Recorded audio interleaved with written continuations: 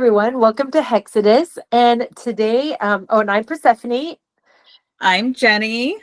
and we're glad to have you here. Today, we're going to start a three-part series on our faith histories. And so we've decided to divide it into three parts because our histories of faith are just kind of broad and big. So we thought it might be nice to just divide it so we can go nice and deep. And so Yes. we're going to start with pulling some cards for today. Jenny, do you want to go ahead and grab yours? Yes. Oh my gosh. Okay. I put them down and they're right in front of me and I was not seeing them. I'm shuffling mine now too.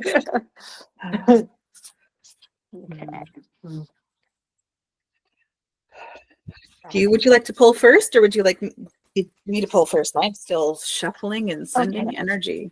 I've got some right now. And so these are coming up for us. Very interesting. Not sure exactly why these are coming up, but I'll take it. So we got the Ace of Pentacles, which I love it. It's like sexy, it's money, it's like new start with money.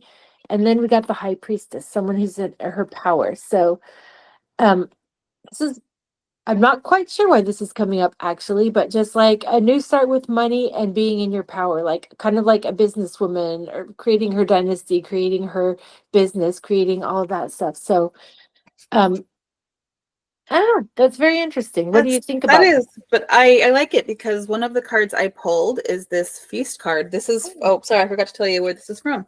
This is from my Believe in Your Own Magic deck by Amanda Lovelace. I love this deck. It's just really fun. And if you haven't read any of her poetry, thanks. I love it. But yeah, if you haven't checked out any of her poetry, I recommend checking it out. But anyways, the card that I pulled first was Feast. Slow down and celebrate yourself. And then the next one that I pulled was the Sun card. I actually pulled this one earlier for myself too. And it says, paint the sun back into your sky. And I feel like with your message, it's kind of just like giving that message of taking that time to lean into like yourself and reclaiming your power in any way that you need to reclaim your power. But don't forget to just focus on bring like light and positivity through reclaiming your power. Oh, I love that. I love that. Reclamation. Yes. That's the third stage. That's the third act. Yes. Okay. Oh, you gotta remember that. Okay, I'm writing it down now.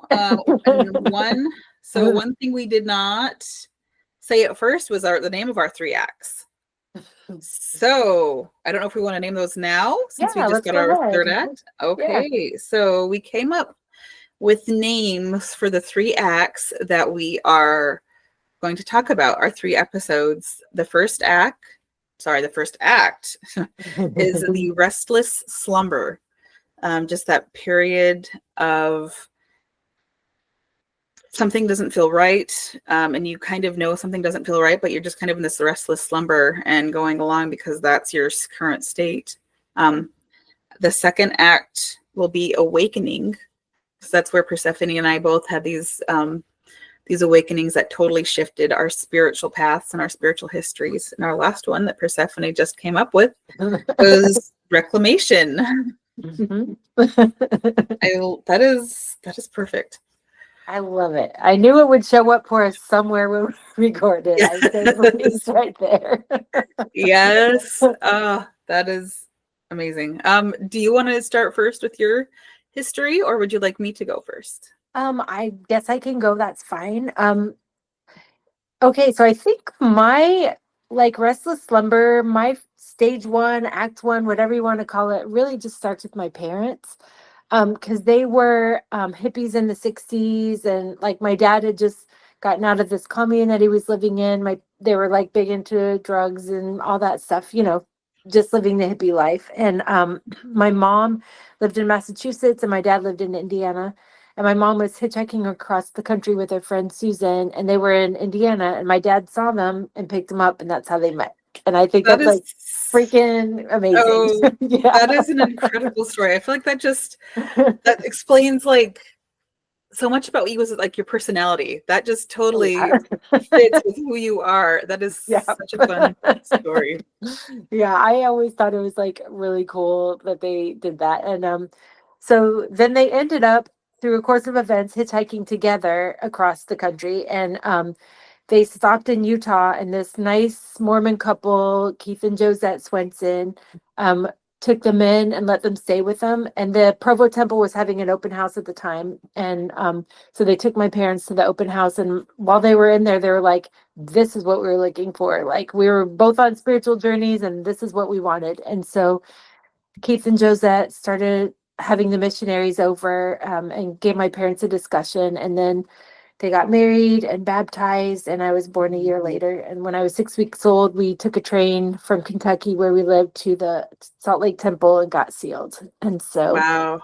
yeah, so that's where mine started. Where Man, did that is yours? intense. Oh, go on. Oh, that was just say that's intense. That is oh, that is really like a powerful start, like this force with your parents. And just such a big shift. And you're along for the ride, like you're born into this ride. That's Yep. just really, It is, and yeah. it's complicated too. Yeah, because it's not like, oh wow, my parents joined a cult and that sucks. But like, it actually really helped them. Like, it Yep. helped them get Oh off yeah. drugs, it helped them get off booze, it gave them a foundation. The wards we were in were so kind to us. They like, my mom said, when I was born, the bishop's wife brought over a little musical baby bell to put in my crib so I could have music. And she's like, I just had a feeling that this baby loves music. And music is a huge part of my life. And like, she was Oh, spot on, And like, I that is think so sweet.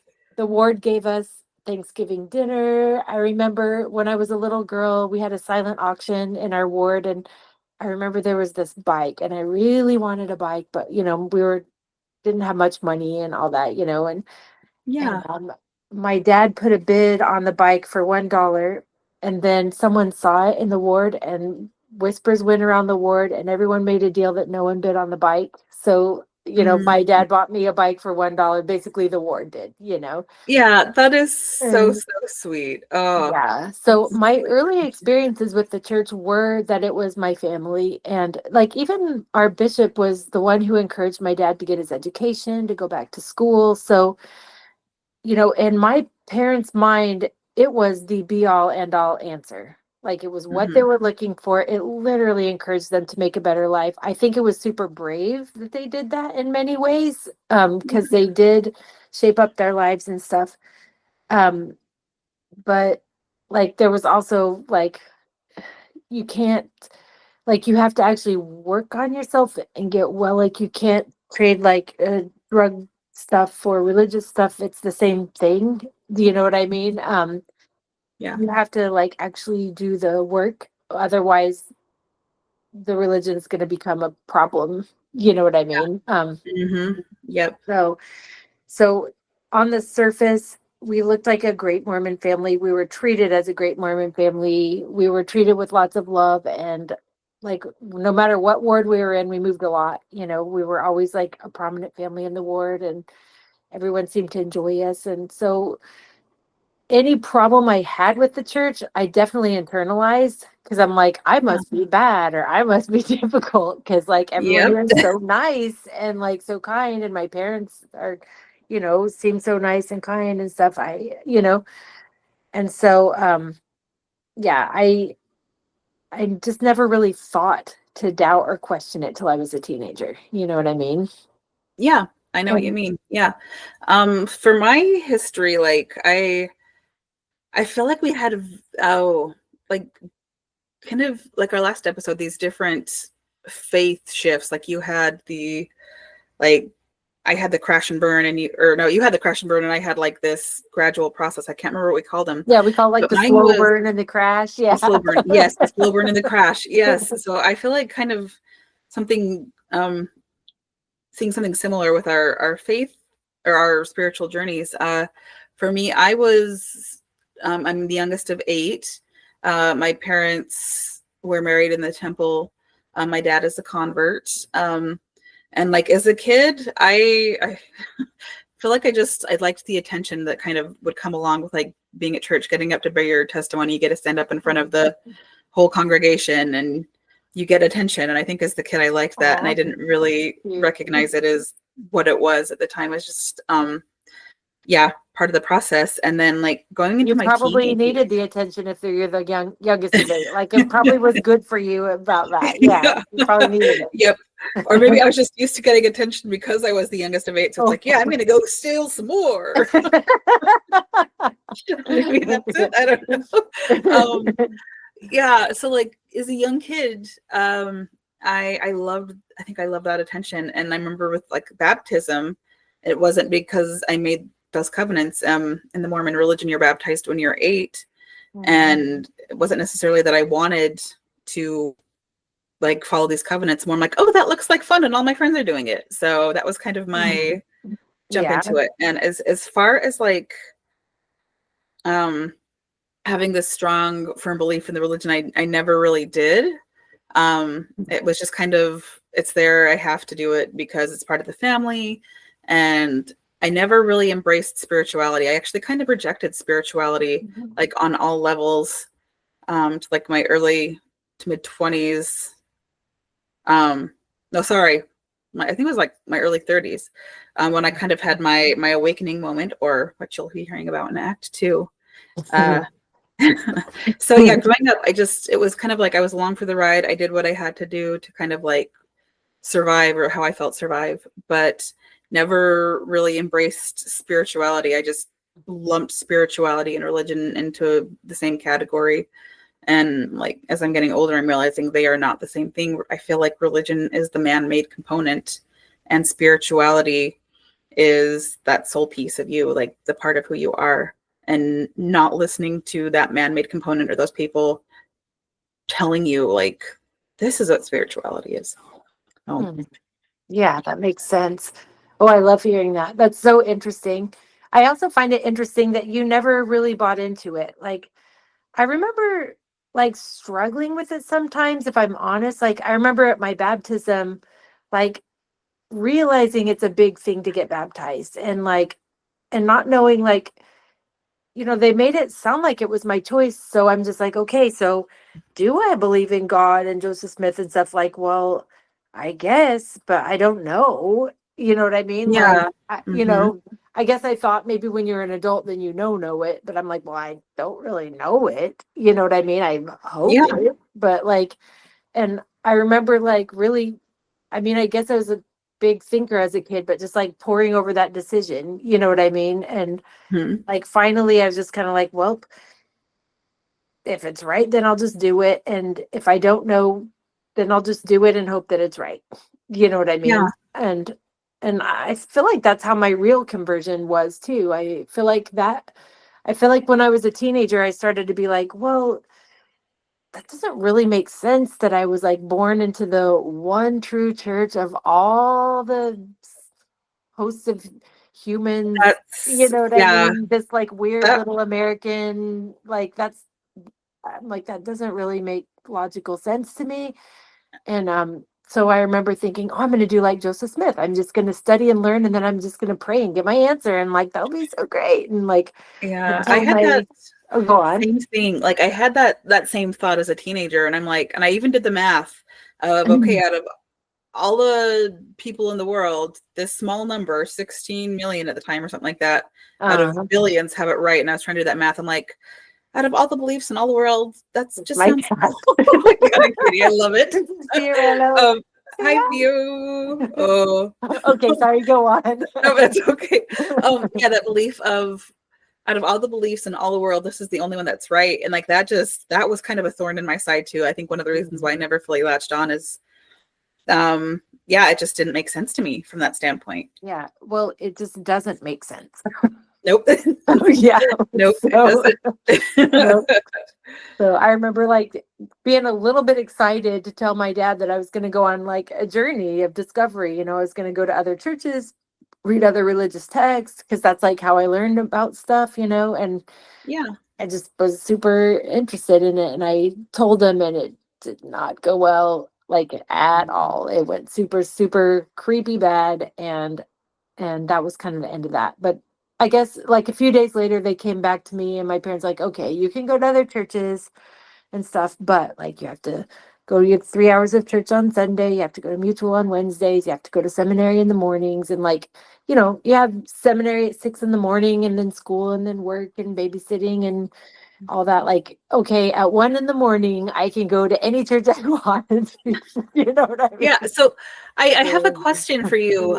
Like in regards to your baptism, were you baptized in Texas where you're currently? No, I lived in Kentucky when until I was 8. So I was baptized in Kentucky, and then I moved to Gotcha. Indiana until I was 14, and then I moved here to Texas and like for high school, and then I left and lived all over the West, and then came Okay. back here 3 years ago. So yeah, I've Okay. lived Yeah, all that's over. I don't know, all maybe over. 8 states or so. I don't know. Oh, wow. Oh, Uh, that's crazy. No, I just had that thought like for mine, I was in Idaho for my baptism or when I was baptized. really? And I feel like that maybe explains why we had such different experiences. Like, because I don't know about you where you were at, but where I was at, lots of members. It's like that's the majority. And so Oh it's like, yeah, you no. just kind of go along with the ride and you don't really think about what you're doing or what you're committing to. I was always the only Mormon in my school. Mm, So yeah, so I never had another Mormon in my school. Like when I was a beehive, that's like for those of you guys that don't know, that's like the organization for girls that are 12 and 13 years old. There was three of us, and we each went to a different school in a different school district. And wow. just because there's not many Mormons, and like some of our ward, you had to make long distance phone calls to, like in our ward, you know what I mean? It Dang. was like that's Yeah. what it was like. So I didn't have the peer pressure you would have had. So I didn't have that stuff. So it Yeah. was like Okay. my pressure only came from like just my own ward, and they weren't really like that. So it Yeah. and also Mormons are different when they're not in that little belt. It's just In the different. bubble. Yeah. Yeah. That's what I heard. Yeah. You're, oh boy, lots to unpack there. Yeah. But yeah, when you're in that bubble, it is very much a black and white like place to be as far as Mormon good, non-Mormon bad. And I don't think that's not the way it's is outside of Idaho, Utah, that kind of the belt. It's more people are accepted for people. Yeah. And yeah, it is kind of this And very like black and even white. though I grew up really Mormon and keeping the rules and stuff, like, my young women leaders were like, doctors and PhD people and like super accomplished musicians and people who have lived all over the world and were docents at the art museum. And like, I grew up with accomplished, smart, well-traveled, well-read women. And I didn't Oh, know about Mormon culture and women until I went to Rick's, like college there. wow. I remember like my first day of college, I'm like, okay, so, I spent my teenage years like running around these little art house poetry dives in downtown Houston and playing guitar with the Yeah. boys in the middle of the night. And like, I lived a pretty artsy life, even though I kept all the Mormon rules and stuff. But that first day at Rick's, I remember they were like, okay, we're going to get together, everyone in the dorm in the common area. I'm like, okay, so I get to see what college kids are like here. Yeah.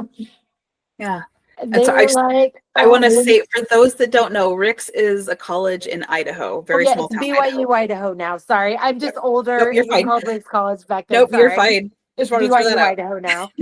Um, but I remember like going in there, and all the girls were in like these big Laura Ashley dresses with big long perms and stuff, and they were making cookies.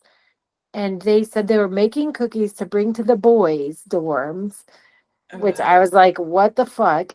And then they all like got in a circle and held hands and sang that song in this very room. And I'm like, am I in a cult? Like, except not enough to like start a faith shift, but I'm like, what have I done? you know? Yeah. Oh, that is so So funny.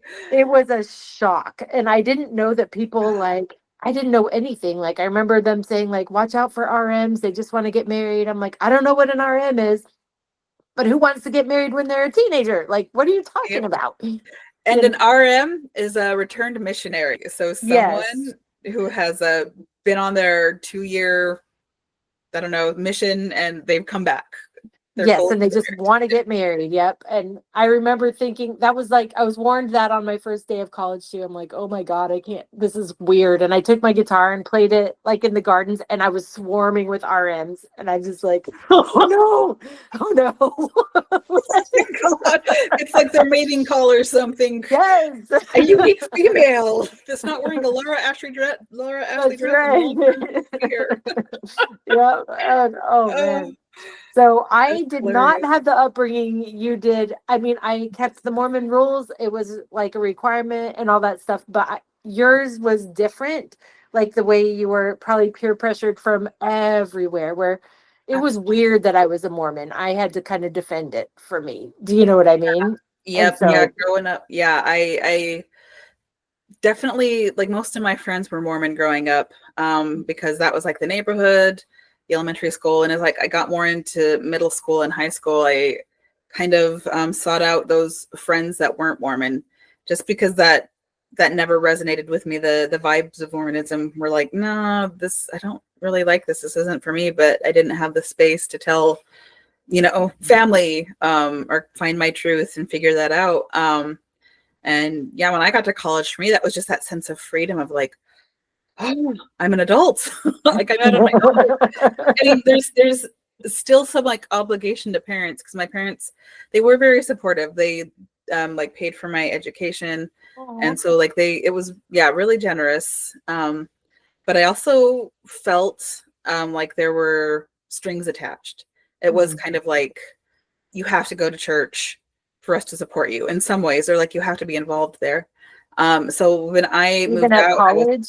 Yeah. in college too. Yep. Well, that was like my sense, just from my time at home and a time as a teenager. I think I mentioned this on the last episode, but there was consequences attached to not like participating in church activities and church things, like Okay. not having a car to drive, which is, I mean, as a teenager, that's a big deal. Like you Yeah. want your car, you want your freedom. So of course you're going to go along and play by the rules and not make waves. But things were kind of that very black and white for me, where it was, you're going to follow the rules, especially when it comes to beliefs, or you're not going to have these privileges. So like, I've got a kitty here that might come over and say hi too. So like when I got to college and they were supporting me, like through college, oh, Kitty's getting curious. He looks like he's hell bent on chaos. Anyways, I'm distracted. Like, yeah, I got to college. I didn't dare speak up because I was afraid that I would lose that support, that financial support that they were giving me. Because when I was at home, it was like, you got to play by our rules in order to have these privileges.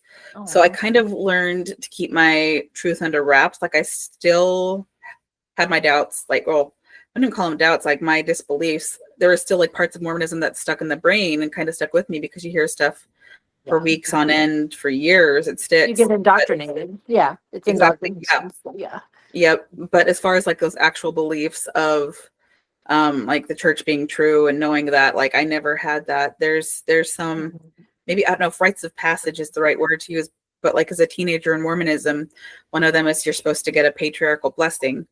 I never got one. And that's kind of like, yeah, that's kind of, I feel like unique, because most teenagers, if not, well, yeah, like almost all Mormon teenagers get this patriarchal blessing. And it was just something that I was kind of scared to do, because I'm like, if I could get this blessing, they're going to see that I'm a fraud. Like, I don't believe that, I'm just kind of pretending. So I just never felt prompted to do that. But also like, yeah, it was, I'm glad I kind of held to that truth, because that was hard.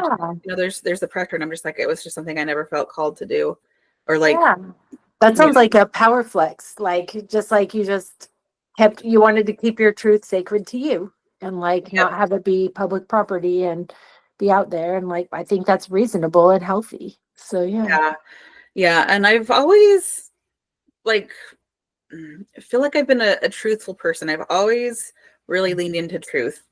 And to like, for a lot of Mormon teenage activities, and just, I don't know, sorry, words are failing me right now. Activities isn't the right word, but like going to the temple to do baptisms for the dead, these rituals that Mormons do. You have to have like worthiness interviews with a bishop or a male leader. And those I'm are always still just, trying to heal from those. Those were intense. Yeah. yeah. And like those are always hard for me because yes, I'm speaking my truth. They're asking about the testimony stuff. And for me, I'm just like, oh yeah. Uh, because I didn't really have that testimony. I just kind of had to go along with the ride.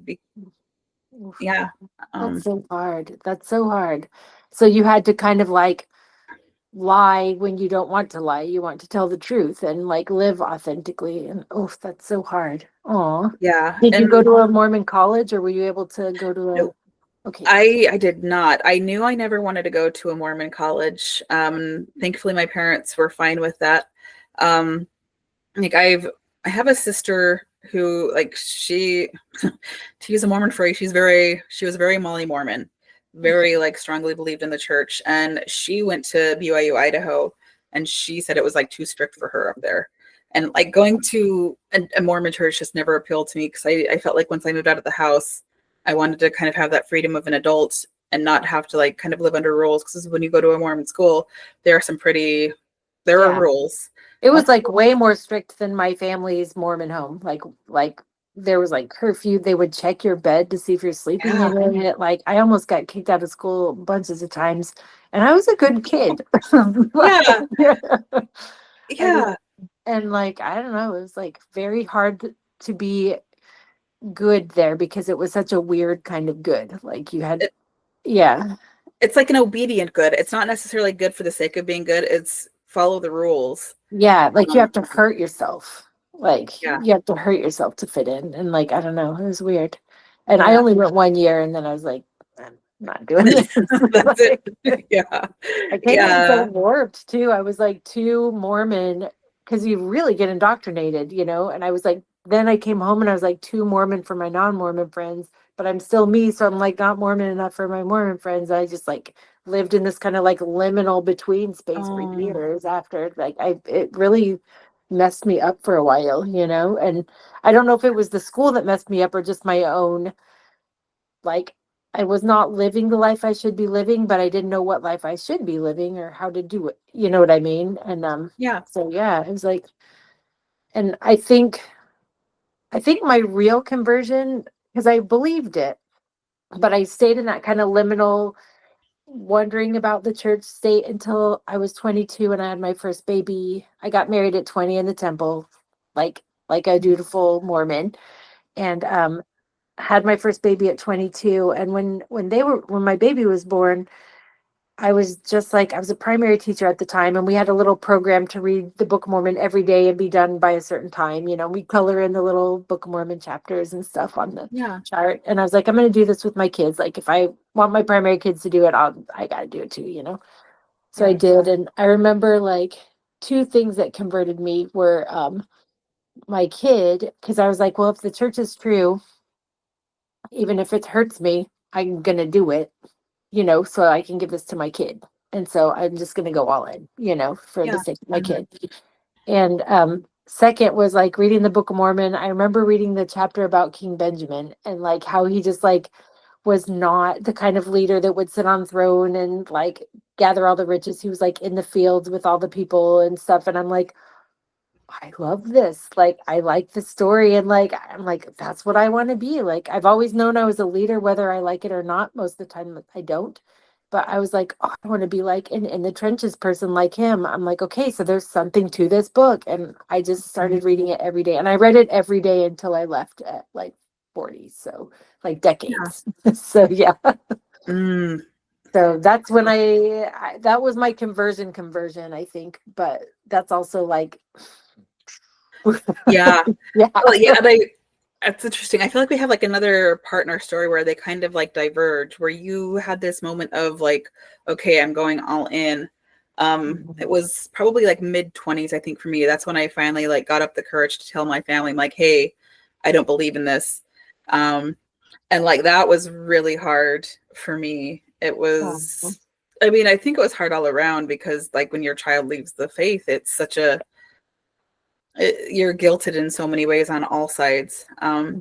And so that was just kind of my moment of like stepping out into my truth. So it's interesting that we both had these like kind of crossroad moments of, okay, I'm kind of digging in more to my beliefs. And as far as like my spiritual journey, like for years after that, like I'd say, I think to my early 30s, I just kind of rejected that religion and spirituality, Mhm. like to all degrees, because it was just not, I didn't see spirituality. I didn't recognize it as this other component But to I life. think that's okay too, though, because like I think that's a reasonable place to be when you get out of a religion like that. Because when you leave a faith like that, one of the most delicious parts is using your logic. And I know that sounds probably crazy to some of you who've never been in a faith like that, but like when you are taught that like God lives on a planet called Kolob, and you better believe that. Or like this flim flam man in the 1800s who was marrying, doing teenagers and stealing other guys' wives was Mhm. like, told a prophet of God and doing holy things. And like you're told a lot of things that if you even use a little bit of logic will tell you like, It falls apart. yeah. Yeah. So, but you have to make it make sense. And so you just circumvent those parts of your brain that want it to make sense. You just bypass them or something. I don't know how cult logic Yeah. works, but it's something like that. But when you get out, you're like, I don't want to believe in anything irrational. Like I don't want to believe in anything against my logic. I want to just like call bullshit for bullshit. I just want to do Mhm. that. And so like I can 100% understand why you would like reject all spirituality after. And in some ways, I think it's like kind of a healthy part of the journey away from that stuff. Yeah, Mhm. and my job at the time really played into that too. I was working like in a science field at a biotech job, so like lots of just needed to be like very logical, lots of facts. Mhm. You can't prove something without the evidence. And so just I was taking that like very literally in all aspects of my life, like with spirituality too. So that's why I was kind of like, oh, there's no evidence for it, so it can't be true. Or just kind of rejecting that component of it. But that's not the case that I'm learning. Yes. So I'm farther in my spiritual history or spiritual journey. Well, I think too, like there are just so many different stages of faith. And I think like that's a normal part of it. And I feel like that almost has to happen before you embrace mystery. Do you know what I mean? Before you can go Yep. back in a healthy way to spirituality where you're not like doing spiritual bypassing or addicted to a religion or using it to hide from yourself or anything like that, where you can just be like, it's actually beautiful to say, I don't know. It's actually beautiful Oh, not to have any answers. It's beautiful to like play with stones and cards and like look inside yourself with those tools. And like, it is but I so think, empowering. yeah, Power of I don't know is amazing. mhm. I feel like that is my favorite post Mormon phrase. Yeah. And just like I even a lot of times reject having certain beliefs because I'm like I don't really want to have any beliefs because I just want to live my life now. Like what does it matter? Do you know what I mean? Yeah. And so Yeah. I just like not knowing in a lot of ways. Yeah. Um it's interesting to live in the I don't know phase. Coming Yeah. from a belief where it is like, yo, we have all the answers, but if you have questions, you'll find out after you die. So, or those Yeah. answers are there after you die. So it uh is, um, it is an interesting place to be. Like growing up, I feel like I still remember these moments of not, but kind of what led me down my or my spiritual path or my spiritual journey and like not believing in the religion. I remember like as a kid, my parents would always pray with one of us children, like, or pray with us as children. So we would get in the habit of praying. And I got to a certain age and I remember telling my parents, okay, I think I'm okay now. I don't think I need you by my side anymore. And so they, left me to my own devices and stopped praying because I'm a kid. I do.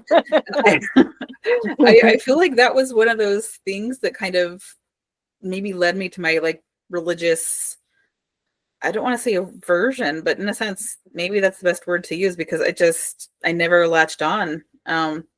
Never had that moment like that you had, Persephone, where it's like, yep, this is what I need to do for my life. But like that was as a kid, and I don't know if that's me just kind of projecting, but that feels like that was a very like empowering moment for myself at a young age to just say like, yeah. no, or just not even nah, just whatever, I'm a kid, I'm not going to do it. I think that sounds great. Yep. I think Yeah. that sounds great. And like, we have to teach kids to be indoctrinated. We have to teach them that stuff. Kids naturally are not like that. They're naturally curious. They naturally want to know. They naturally like don't want to sit on their knees praying to God. That's like not a kid thing. You know what I mean? No, And no, so like I think it's great that you just were like, "Mm, not going I to." got it. Yeah. Yeah. Yeah. And like another moment I had as a teenager, I think that kind of was the same thing. In Mormon marriages at the time, like Mormon marriages in the temple, at the time, the man could be sealed, is what they call it, like when in the marriage or like that eternal, I don't know, sealing. I don't know the best. Persephone, maybe you can shed light on that. Like Um, Mormon weddings, you get married for time and all eternity. So like supposedly we didn't do death till death do us part. We like you're married forever, but like you have to be like sealed. That's what they call the marriage that's forever. So men could be yeah. sealed to more than one woman, but women could not be sealed Women. to more Yep. than one. Yeah. Yep, you got it. Yeah, women could not be sealed to more than one man. And I think those rules might have changed a little bit for women. I can't remember the specifics, but at the I don't time, even know. Yeah. yeah, at the time that was the case. And I remember in my mind, like, is it, no, I was probably 11 or 12, pretty young. And I'm like, that just doesn't make sense. I don't like that. And I remember asking my mom about it because there were some like people that we knew were both circumstances. The man had a wife who passed away and he was sealed to a second wife, but the woman had a husband who passed away. So, but she couldn't be sealed to her second husband, even though she'd had like kids with her second husband. And so, like, I remember just asking my mom about that and how that would work. And she's like, oh, God will figure it out after we die. And I was just, that was such a dissatisfying answer. Like, I know that's what she had at her disposal. Right. There's no other answer that you can give if you believe, honestly. Yeah. Yeah, yeah, but as like a young girl and like I don't like that. I didn't have the word misogyny at the time, but I Right. saw that misogyny and it stuck with me. And Mhm. so I feel like that was a big like factor in it too of not wanting to give up, you know, that personal power that I had as much as I could. I feel like I was really indoctrinated by the time I could have those questions. I feel like I just made things in my mind work out. Like, I don't know, like I think about when I went through the temple for the first time a week before my marriage, I was 20. And like, then that's when you first start wearing your Mormon temple garments and you wear them all the time. So it's like underwear that's like a t shirt and like kind of Victorian bloomers or something like to go to your knees. And they were so uncomfortable. Like I just they were so uncomfortable, but I had just made myself believe they were holy, made myself believe it was good for me. And I remember being at work and just like I worked at a preschool, so you have to like move around a lot and like they're just shifting and everything's like Mhm. moving around and so uncomfortable.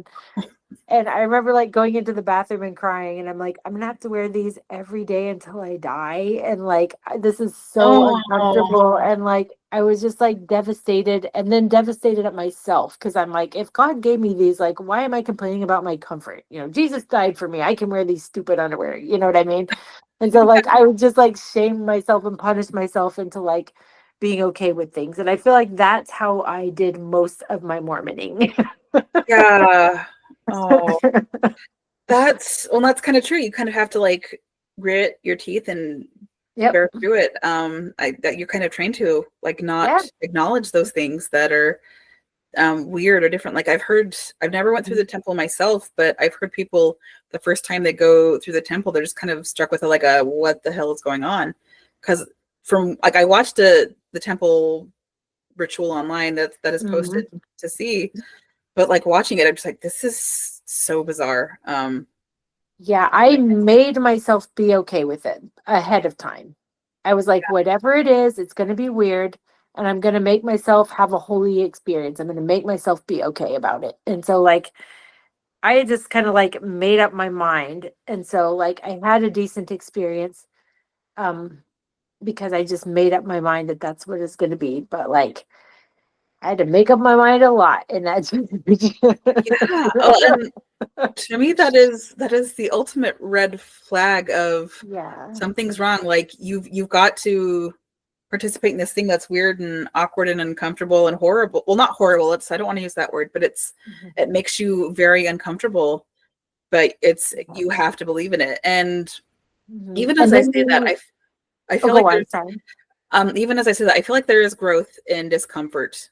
You can get good growth in discomfort, but Yes. when I feel like, when that discomfort is something that is healthy, that can challenge you, like being challenged on your beliefs that maybe aren't serving, or Mhm. um, like a new way of thinking versus being uncomfortable and like, this is really weird and I really don't like this.